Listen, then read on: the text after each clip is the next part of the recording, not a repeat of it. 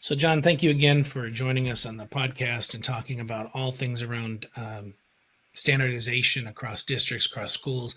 One of the things we did talk about briefly was training. And so, one of the things that you have partnered with PCG on is to digitize your training modules. Now, I'd love to hear a little bit about what that means, how those are useful, because I know there's always some back and forth about in-person training, digital Yeah. training.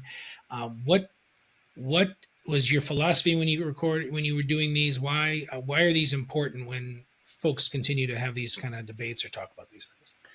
Well, I think that in-person training, I don't think anybody's going to disagree with this, is the most effective uh, because we share a room, we share a kind of an environment, we read body language. It's harder to, as an audience member, it's hard to look at your phone and catch up on your email when your instructor is right there. And when I train, I get out and I walk around. So all the best teachers I had growing up walked by my desk, probably again, because it was me, several times to make sure I was on task. So I always say the more of that, the better.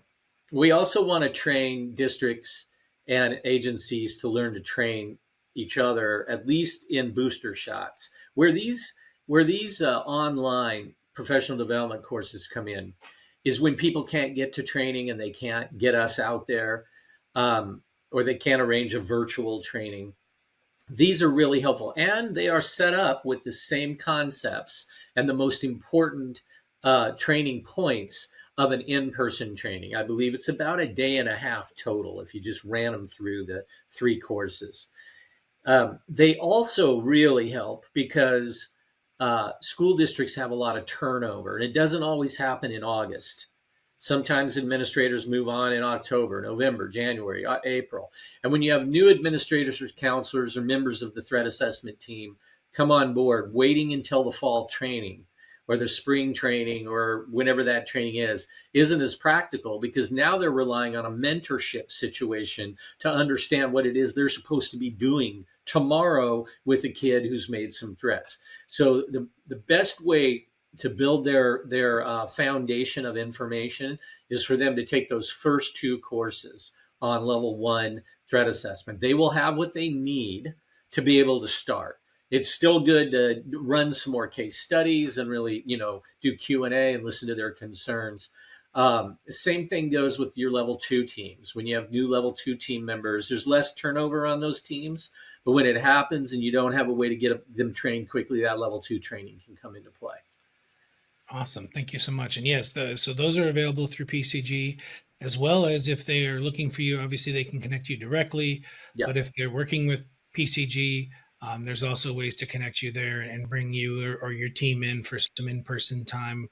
Sure. But again, like you said, while that's there, you can't always be there. You can't always bring Yeah. someone in. So having access to high quality online content is huge and affordable and reasonable, especially for smaller districts. So a great asset, a great tool for the toolkit, so to speak, when it I comes forgot to about the affordability. That's a big win as well. And you can link to those trainings from my website. So anybody who's been to my website, there is up in the banner, in the ribbon, there's a link to online training and also the web-based management systems. They just link, boom, and drop right in, and that connects them with you guys. Awesome. Excited about that. Excited about all the new research coming out. Yep. It's always good to have that. I know for years people have been hanging on to some older stuff, and it's nice to have some newer stuff out there to really talk about what y'all doing. Yeah. And that community connection. So thank you again, John. We really All right. appreciate you at PCG. Take care, and we'll talk to folks next time. Okay. Thank you.